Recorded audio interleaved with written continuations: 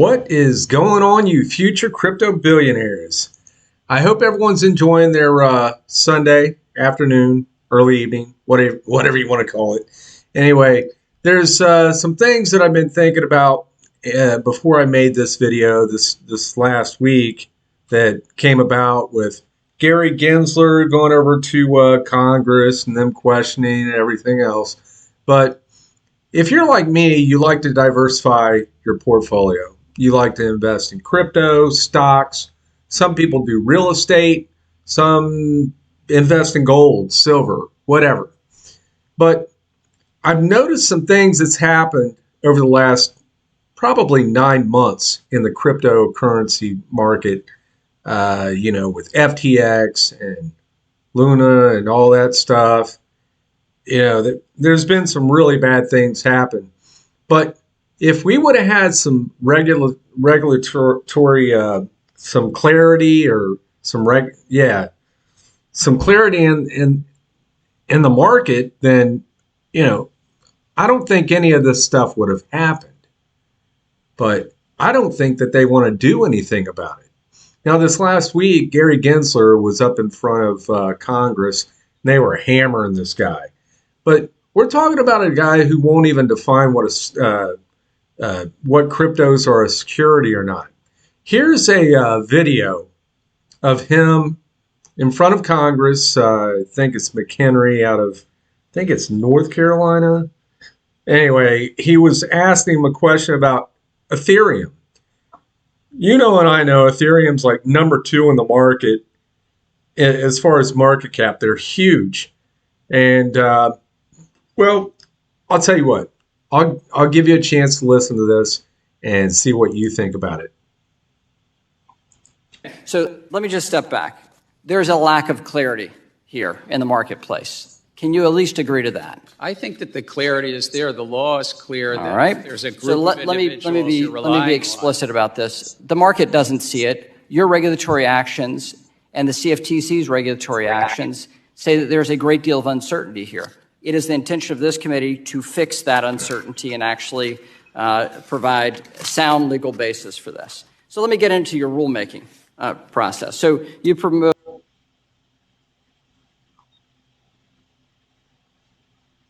You recognize, how would you categorize Ether then?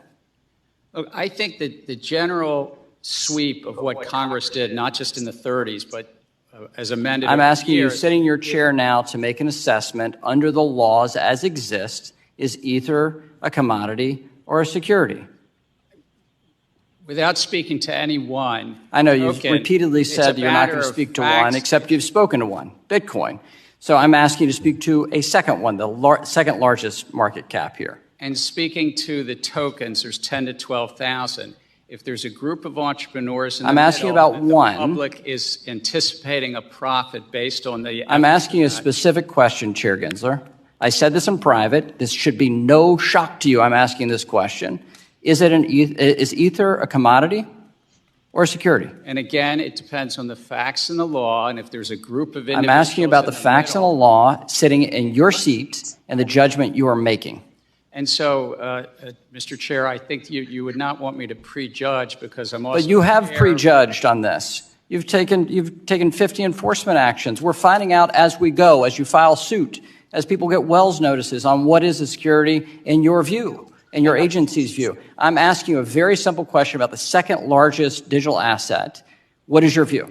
And my view is if there's a group of individuals in the middle that the public is anticipating. All right. So let me just ask a second question then. Do you think it serves the market for an object to be viewed by the commodities regulator as a commodity and the securities regulator to be viewed as a security? Do you think that provides safety and soundness for the product? Do you think it provides consumer protection? Do you think it serves the value of innovation?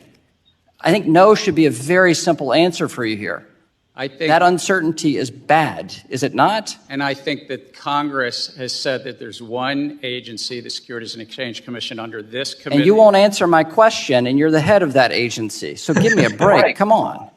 I'm answering it in the generic because you would not want me to speak about any one set of facts and circumstance. Okay. So you get my point of view. And I'm sure any of you that's been on Twitter or even on YouTube have seen this video and know what I'm talking about.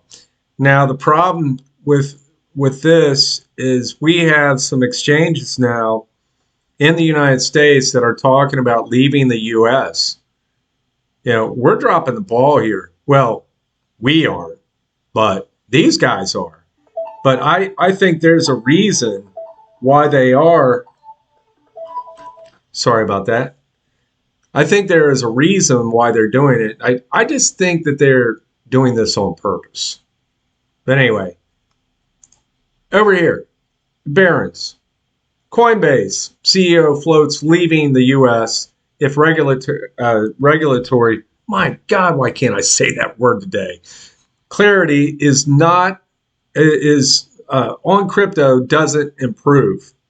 Coinbase CEO, the U.S. has potential to be an important market for crypto, but right now we are not seeing that regulatory clarity that we need. Coinbase CEO Brian Armstrong said in remarks at FinTech conference in London. Anyway, he said, I think in a number of years, we don't see that regulatory clarity. God, I said it right. In the world, anything on the table, including relocating or whatever is necessary. See, I believe that they're secretly trying to get rid of crypto altogether so they can implement their CBDCs, whatever.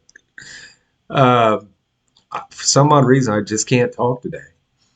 But CBDCs is from a central bank. They will have control over what you can and cannot spend on. This is not a left or a right situation at all. This has to do with control or freedom. And let me show you something. Even who was it? Oh, Robert Kennedy Jr. Was asking about FedNow the other day, and I guess he tweeted something about it. Let me see here.